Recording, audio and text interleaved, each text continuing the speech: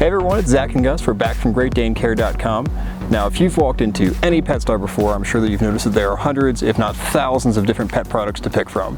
So what we did to have a little bit of fun today is pick out 5 unique and interesting kind of pet-related grooming products to test out for ourselves. Now, as you've probably noticed on the channel before, we keep things very simple and easy to work with. We really don't get into a lot of kind of fancy different things. So we'll hopefully have some fun today kind of testing out some new products as well. So first up on the list, as you've probably seen as well previously, we like to have a weekly grooming routine that includes brushing to make sure we remove all the excess hair and keep that out of the house, and also give our dog a beautiful coat here. So we found a unique new brush here that we're going to go ahead and try out. So let's go ahead and take a look at that one first. There we go. So first up on the list here is the Lickum Tongue Brush and Scratcher. Now, as you can see, instead of being a purely handheld instrument for brushing our dog here, this one has a bite mark, so that way you can actually bite into this and brush your dog. Now, surprisingly, it's kind of made out of a hard plastic, and you can see these different fine-tuned areas in the back here, and it's intended for you to kind of bite into this like a mouth guard and brush your dog. Now, we'll test this here in a minute. It's surprisingly, once again, very hard, so it doesn't look like it's the most comfortable. But if you're looking for a way to both groom and bond with your dog, perhaps this is a good option. So we'll see how it works on Gus. Let's go ahead and test it out now.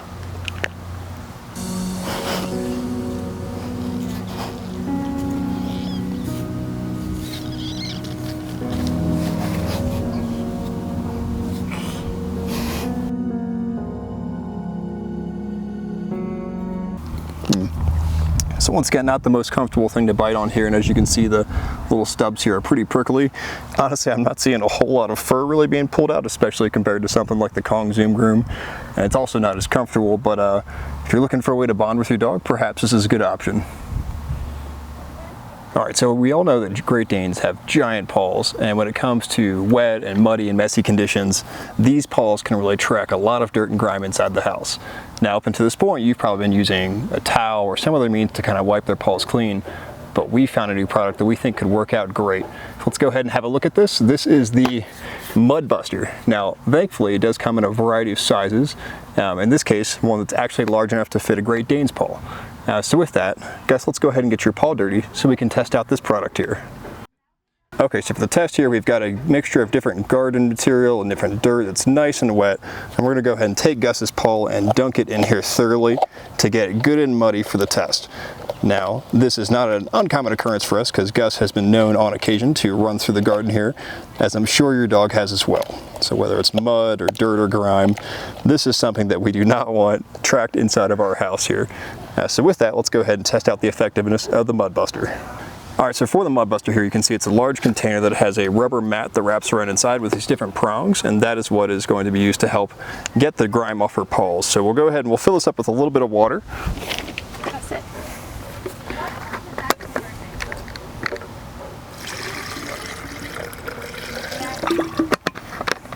Alright, Gus, come here. We're going to test it on you, girl.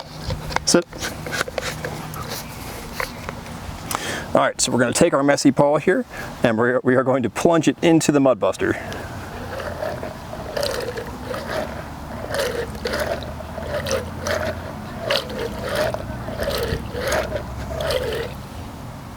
Wow. Now, it's not perfect, but surprisingly, that is a pretty clean paw. I'm impressed, Mud Buster. Alright, so as you can see there, the Mud Buster actually did a really good job of getting the dirt and the grime off her paw. Now, whether you've just been out to the dog park, walking on a muddy trail, any of these places, if you don't want to track that mud and that grime into your vehicle or into your house, it actually seems like a pretty darn good option. And just being made of plastic and rubber, it's very easy to clean as well. So, thumbs up on that one. Alright, so things started to get a little bit hot outside, even though it is a gorgeous summer day. So, to make sure Gus doesn't overheat, we went ahead and moved inside. Now, the next product we've got up on the list here is particularly probably helpful for those who might struggle with bathing or nail trimming or other types of grooming situations. And that is a lick pad or lick mat. Now, I've never used these before, to be upfront. However, the idea is that you can stick this to some nearby surface, coat it in peanut butter or some other kind of tasty treat that your dog would want to lick on, so that way they're a little bit distracted while this is going on. So let's go ahead and test this out to show you what it would look like.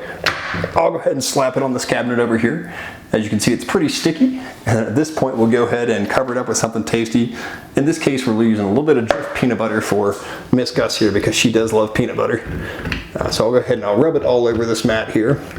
So that way it's good and coated. At this point, what we could do is have our dog, let's say if you were giving them a bath, you could stick this, to the side of the wall in the bath and go ahead and wash your dog while they lick it. As you can see, Gus could not resist and is already going at. Same could be said as if they don't like having their paws trimmed or their nails trimmed up. Go ahead and stick this somewhere nearby where you're going ahead and trimming their paws. Alright, so while this is a product that we have never used up until this point, and probably honestly don't need to because Gus is so good with all these different types of grooming things, I certainly think it could be helpful for somebody whose Great Dane struggles with kind of getting used to these different types of processes. So it could be a great option when you're kind of introducing this from an early age to kind of make it fun, make it exciting, and distract them with different treats.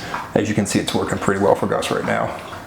Alright, so clearly Gus just enjoyed her peanut butter snack here for the sake of product testing.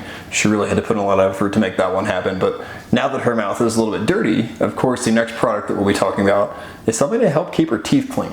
Now, we've always been kind of stalwarts of just a long-handled canine toothbrush just to easily kind of reach around. However, if your dog seems afraid of these, or perhaps they're more comfortable with your own personalized touch, the next option you could consider trying is a pair of finger toothbrushes. So without looking like Edward Scissorhands over here with toothbrushes, what you can simply do is stick one of these on your finger, make sure they're go ahead well rinsed off in advance, put a little bit of dog toothpaste on this, and then just use this to massage around inside of their mouth here.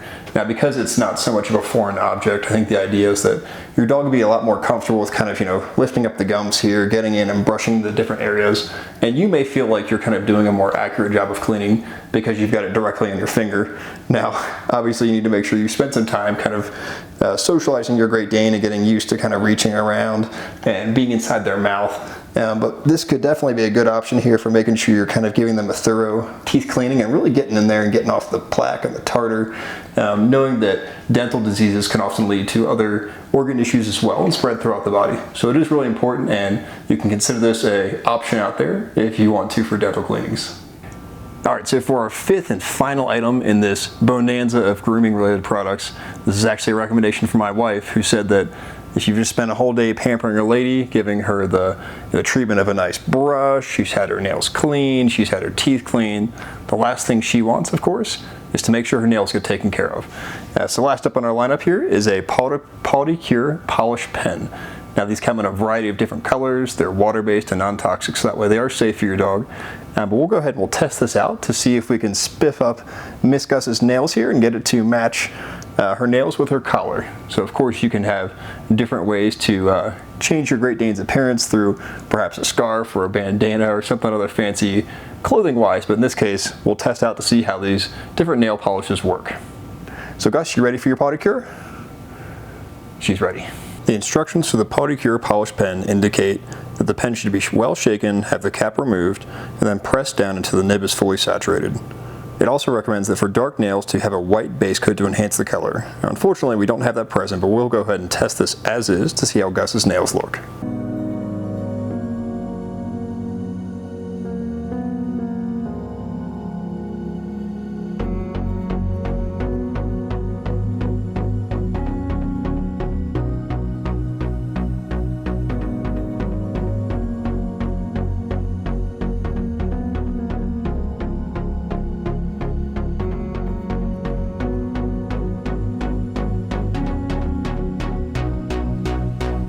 Alright, so Gus has her nails all done. This is admittedly my first time ever trying to put on nail polish, and I've never had it done myself. I'm sure that there are many of you watching who could do a far better job than I just did.